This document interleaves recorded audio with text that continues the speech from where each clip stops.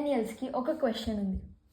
మాకు ఎగ్జామ్ కంటే 1 night before మా కరెక్ట్ ఎగ్జామ్ డే బిఫోర్ మాకు చాలా చాప్టర్స్ రావు మా జనరేషన్కి. సో మేము యూట్యూబ్ నుంచి లేకపోతే గూగుల్ నుంచి ఆ చాప్టర్ సమ్మరీ వినేసి రివైజ్ చేసేసుకుని వెళ్ళిపోతాం స్కూల్కి.